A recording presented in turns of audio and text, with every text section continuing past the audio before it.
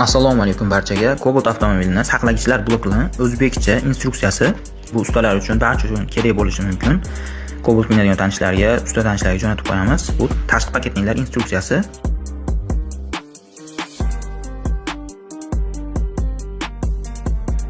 Bu esa ichki paketning instruksiyasi hisoblanadi.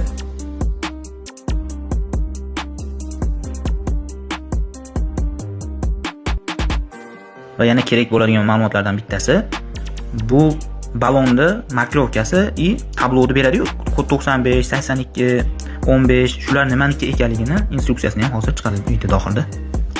Mana kod 15, kod 60, 95 Airbag'niki misol uchun. Hammasini eslab qolish qiyin. Bu instruksiyani saqlanib qo'ysanglar juda manfaatli bo'ladi.